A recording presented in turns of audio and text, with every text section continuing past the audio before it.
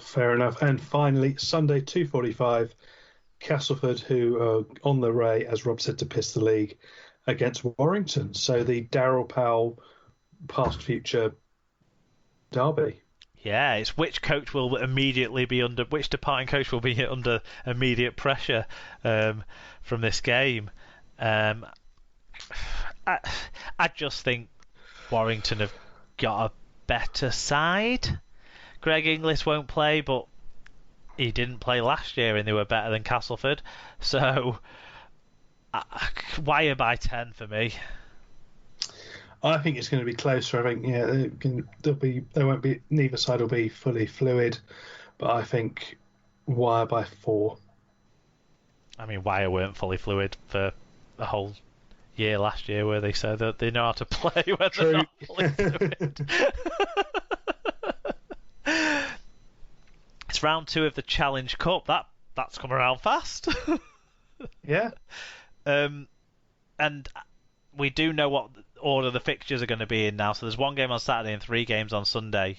So on Saturday, Featherstone play Batley at 12:45, and that's on the Sportsman. So across their social media channels and on their YouTube channel, you can watch that game. Swinton versus Oldham, that's 12:30 p.m. on Sunday on BBC Online, so a direct clash there with Hull against Huddersfield. And London versus York is then at 2:30 p.m. on Sunday, also on the BBC Online, and pretty much a direct clash with Castleford Warrington. But the Sportsmen pull it out of the bag by finishing the weekend with Widnes versus Whitehaven at 5 p.m. on Sunday. So the Sportsmen have done fucking well out of that, haven't they? Yeah. Primary broadcaster has to compete with 2 Super League games, and the Sportsmen get these special slots. There you go, Sportsmen reaching parts that other can't reach. There we go, you can have that one for free. In terms of the NRL, the Brit Picks this week, Friday at 9:05, it's the Sydney Derby, Rabbitohs versus the Roosters. Saturday at 4 a.m. Good luck if you want to get up for this one. Canberra against the Warriors. And Saturday at 6:30, no thanks, Broncos against the Bulldogs. Now I did consider dropping the Knights game in, but I just think there's no. Dom Young isn't going to be playing for them yet, is he? So. I don't think so. I think it'll be Origin time that he'll probably break in if he does. Yeah, if we get a sniff that he's going to be playing, then obviously we'll be talking about their games. But the games that are on Sky, for those that want to know, for Rugby League this week, it's the Panthers versus the Storm on Thursday morning. It's the Roosters and Rabbitohs on Friday morning. No surprise there. You'd expect that one to be on. And then on Saturday, they have the Eels versus the Sharks. So they've got the Eels beating the Sharks on Saturday. So unfortunately we won't be able to watch our Raiders, our England Raiders. But equally, we're not getting up at 4:00 anyway. Exactly. So, yeah. There we go. But make sure you get your fan views in on all of those games. Any games that you watch of Rugby League over the next weekend, the Google form will be open for those. Links will be sent out throughout the weekend for the Super League games.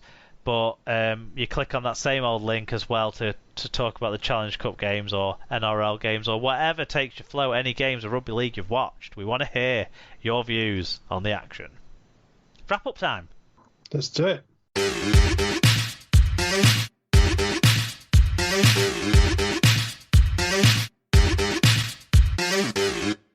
Tim, it's the first normal show of the year, so it's the first SLP quiz of the year, and I've prepared a 3-question quiz for you, as is tradition. Now, with the Exiles under another name returning this year, I thought let's do a quiz about that short-run International Origin Series opponent that England used to face, the Exiles. I've still got an Exile shirt somewhere. One of the 4 people that own them. Yeah, I wonder. No, actually, I think they were quite popular, weren't they? Because they didn't have a big sponsor logo on, and I think the one I got didn't have any sponsors. The first or second year. Exactly, Didn't have yeah. any. And so then there was something a bit different. I think they were quite popular. You know, it'll be hitting you up to see if that's up for sale though, Karsten. But yeah, we'll see what the combis come out wearing. Yeah. I want camouflage design, but not camouflage colours, because I think that's funny. Someone on The Voice at the weekend was wearing what looked a bit like camouflage, but had like lime green, so definitely not camouflage. I mean, Warrington have done a couple of pretty ropey looking kits along those lines. Yeah, I find it funny, so that's what I want to see. I want to see camouflage design, but definitely not camouflage colours, yellow and purple or something. I'd quite like the old rest of the world, so a red and blue, red and green, Right. something like that. That'd be quite fun. Yeah. Plenty of options. Maybe something with a charity angle on it would be cool as well. Yeah. You know, it's a one-off type thing that might encourage some jersey sales. Anyway, just spitballing. Let's do the quiz. Question 1, pretty simple. Name the former Exiles captain who is now a Super League head coach. That would be Brett Hodgson. It would be Brett Hodgson. He played in 3 of the 4 Exiles games, captaining the side in the last 2, and he is the joint record point scorer for the Exiles as well, sharing that with Francis Melly. Both got 16 points from their 3 appearances. Wow. So good start. Good start. Question 2. There are 2 Exiles players still playing the game at the top level. One is a half or hooker playing in Super League, and the other was a centre or a second row in his Exiles days, but now he plays as a bench prop in the NRL. Can you name those 2 players? Sia Soliola? Yes, that is one of the players. And Tommy Luluai.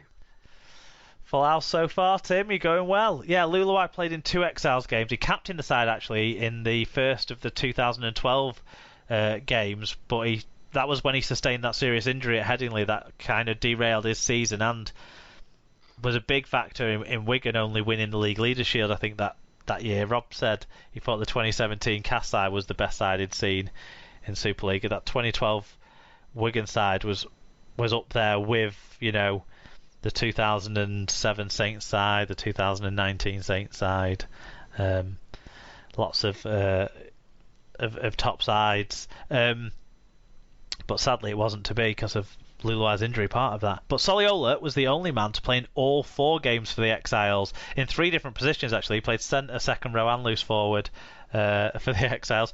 Others like Rangi Chase, Harrison Hansen and Zeb Tyre are still around the game in the lower leagues, but they're not at the top level. Chase, of course, played for and against the Exiles, the only player to get that particular accolade. Okay, question 3. This year, the side will be more like the olden days of other nationality sides, so we'll feature more than just the players from Down Under, which we spoke about earlier, with players from France, Jamaica, the other home nation side, potentially lining up to face England. So with that in mind, excluding Rangi Chase for England, can you guess how many of the other 39 players that played for the Exiles also played internationally for a European nation during their career? Ooh. And I'll give you a clue, it's more than none and less than 10. Oh, including Lebanon as a European nation. No.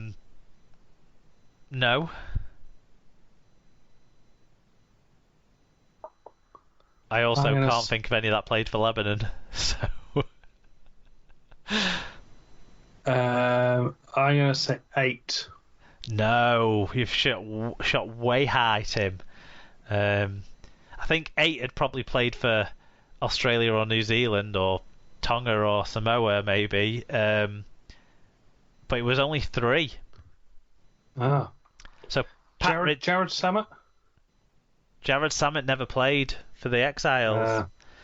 It was probably when he was exiled himself out of Super League. Oh no, it would have been when he was at Bradford, wouldn't it? That sort of era. Yeah. Yeah, no, he never played for the Exiles. Oh, you've got me questioning myself now, but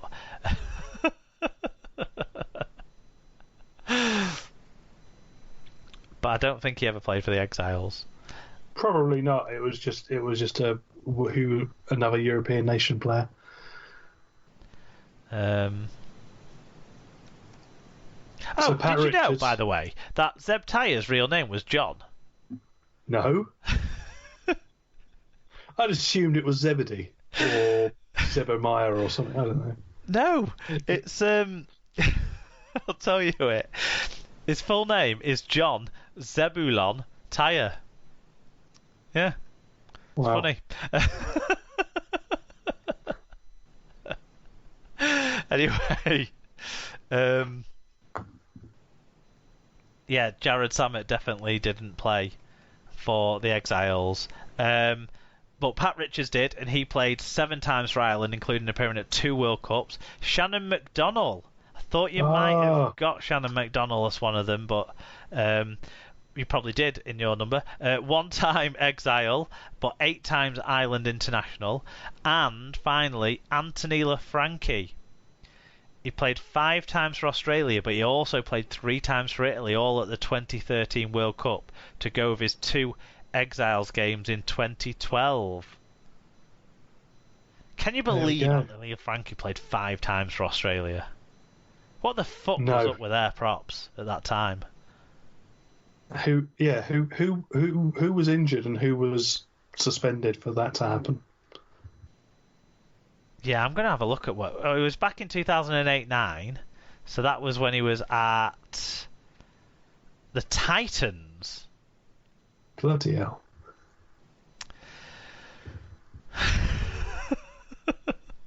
I don't understand.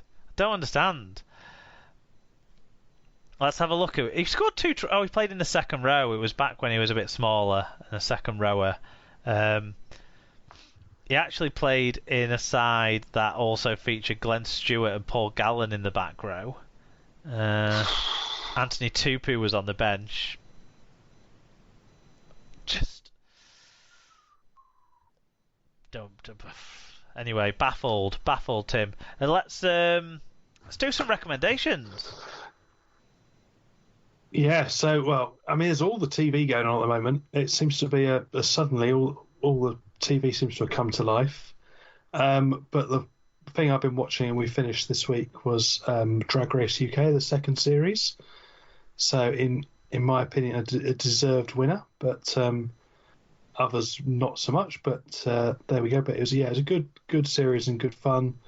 Lots to enjoy that one. And last night, Line of Duty returned, and I'm going to be getting into that one and trying to work out what on earth's going on. But there we go. Yeah, Emma's already told me off for trying to talk too much about it. She's like, can't we just watch it? Can't we just enjoy watching it? Why do we have to theorise about it all the time? It's only been the first episode. Yeah, I mean, all I'll say to that is try watching one of the Line of Duty with my dad, and then you have to actually tell him to shut up, because he has to do all the thinking and the talking out loud as he's doing it. It's like, hang on, haven't we seen him before somewhere? Like, yes. How long did it take to watch an episode with your dad then? Well, unfortunately, when I last watched around, they didn't have pausable TV, so it was a lot of telling him to shut up so he didn't miss anything. And that is a show that you need to tell people to shut up in case you miss anything. Yeah. I'm not on board with Drag Race, and I'll tell you why. I'm not a big fan of makeup, and as far as I'm aware, drag involves a lot of makeup. That's basically 80% of the show, yeah. Yeah. Makeup just weirds me out a bit. I'm not sure what that is, but and most of the artists don't go for a subtle kind of natural look, do they? It's not the way it's done in drag. Oh no, it's the big, bold, and beautiful. the top of the it's over the top and then some and then back